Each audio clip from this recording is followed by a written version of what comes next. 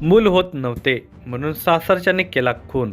धक्कादायक सविस्तर घटना व्हिडिओमध्ये.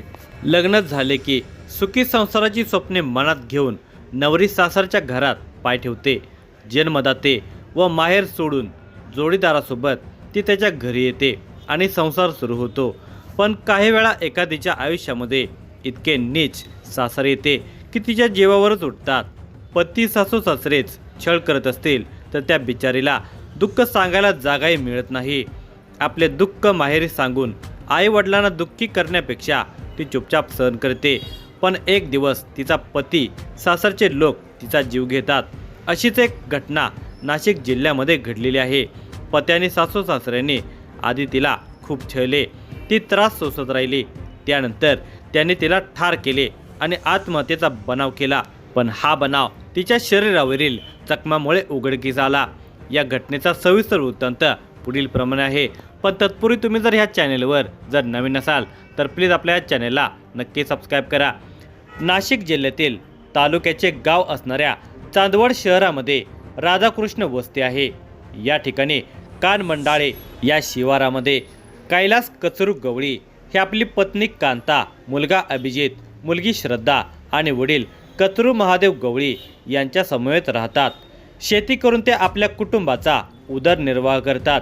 त्यांना आणखी एक मुलगी असून तिचे नाव पूजा आहे. तिचा विवाह दिनांक 22 मे 2023 रोजी पडगाव पंगू तालुका चांदवड गावात राहणारा वैभव मोहनदास आहेर याच्यासोबत धोडंबे गावात लावून देण्यात आलेला होता. त्याप्रमाणे पूजा ही सासरी वडगाव पंगू गावामध्ये नांदाव्यास गेलेली होती. विवाहानंतर पहिले 3-4 महिने पूजाला तिच्या सासरच्या लोकांनी चांगले वागवलेले होते. पण त्यानंतर मात्र ते तिला त्रास देऊ लागले होते. तिच्या सासरी नवरा वैभव मोहनदास आहेर, सासरा मोहनदास नारायण आहेर, सासू राजूबाई उर्फ लताबाई मोहनदास आहेर, भाया दीर मोहनदास आहेर आणि जाऊ रुपाली केशव आहेर अशी सर्व मंडळी होती. या सर्व लोकांनी पूजाला छळायला सुरुवात केली होती. तेव्हा वेळोवेळी तिने होणाऱ्या आपल्या त्रासाची माहिती माहेरच्या लोकांना दिलेली होती. माहेरच्या लोकांनी आता कळ काढ, पुढे चांगले वागवतील असा धीर देऊन तिची समजूत काढली. पूजा माहेरी आल्यावर आपली लहान बहीण श्रद्धाला सांगत असे की मला चांगल्या ठिकाणी दिले नाही, तुला तरी चांगले स्थळ पाहून घे, नाहीतर तू लग्नच करू नकोस. लग्न झाल्यावर आपण सुखाचा संसार करून अशी तिला अपेक्षा होती. मात्र तिचा अपेक्षा भंगच झालेला होता.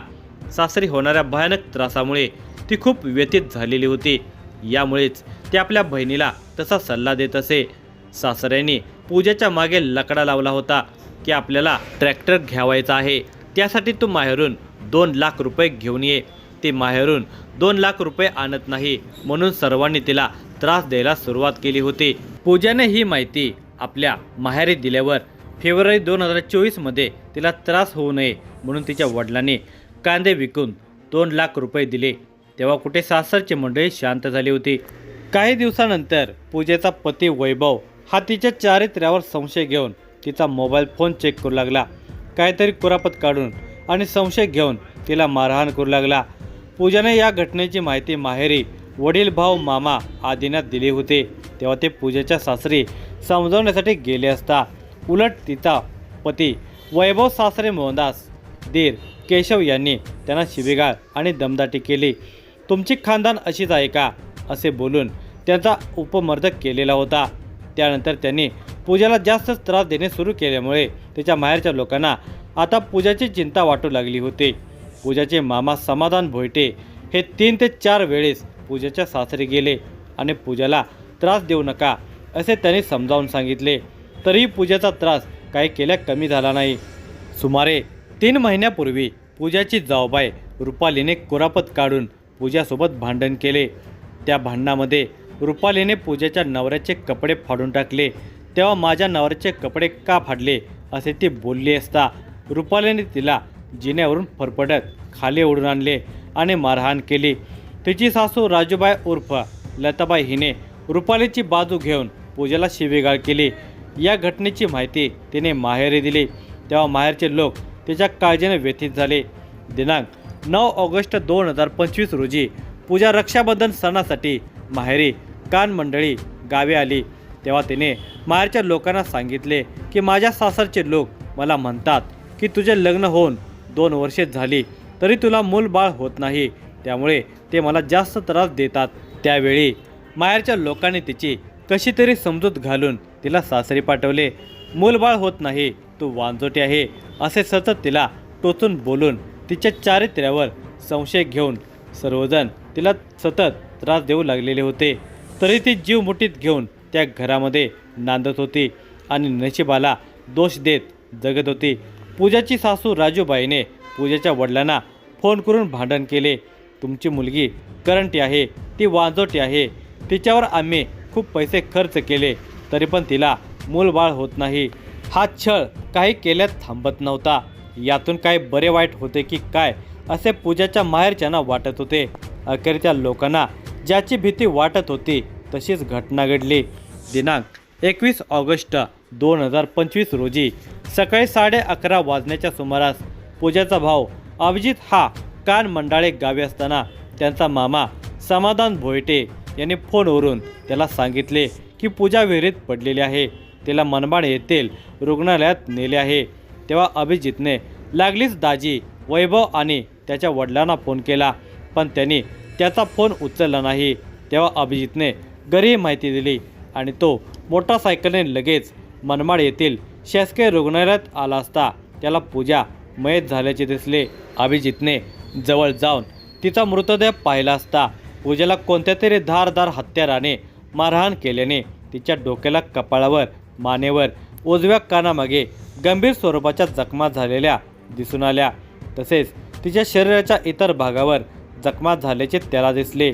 तिच्या शरीरावर खरचटल्याच्या निशाण्या आणि ओरखडे पडलेले होते. तिच्या मृतदेहाजवळ तिचा पती अथवा सासरचे कोणी लोक उपस्थित नव्हते. पोलिसांनी पूजाच्या मृतदेहाचा पंचनामा केला आणि पोस्टमॉर्टमसाठी नाशिक येथील जिल्हा रुग्णालयात पाठवण्यात आला. पोस्टमॉर्टम झाल्यानंतर पूजेच्या नातेवाईकांनी पूजेच्या सासरीच तिच्यावर अंत्यसंस्कार केला. अभिजित कैलास गवळी वय वर्ष 23 याने चांदवड पोलीस ठाण्यामध्ये फिर्याद दाखल केली. माझी बहीण पूजाच्या चारित्र्यावर संशय घेऊन व तिला मूलबाळ होत नाही या कारणावरून तिला मानसिक आणि शारीरिक त्रास दिला, तसेच कोणत्या तरी धारदार हत्याराने तिला मारहाण करून गंभीर जखमा करून ठार मारले. त्यानंतर तिचा मृतदेह त्यांच्याच घराच्या पाठीमागे असलेल्या शेतात फेकून दिला. त्यांनी दिलेल्या फिर्यादीनुसार पती वैभव मोहनदास आहेर, सासरे मोहनदास नारायण आहेर, सासू राजूबाई उर्फ लताबाई आहेर, दीर केशव मोहनदास आहेर, जाऊबाई रुपाली केशव आहेर यांच्या विरोधात चांदवड पोलीस ठाण्यामध्ये गुन्हा रजिस्टर नंबर 327/2025 BNS कलम 103(3), 3(5), 351(2), 352 आणि 85 कलमाखाली गुन्हा दाखल करण्यात आला. पूजाचा विहिरीत पडून मृत्यू झाल्याचा देखाव करण्याचा प्रयत्न तिच्या सासरच्या लोकांनी केला होता. मात्र तिच्या शरीरावरील गंभीर जखमा सत्य परिस्थिती सांगून गेलेल्या आहेत. पोलीस अधीक्षक बाळासाहेब पाटील, अप्पर पोलीस अधीक्षक तेगबीर सिंग संधू, पोलीस उपअधीक्षक बाजीराव महाजन यांच्या मार्गदर्शनाखाली पोलीस निरीक्षक कैलास वाघ आणि त्यांचे सहकारी या गुन्ह्याचा पुढील तपास करत आहेत.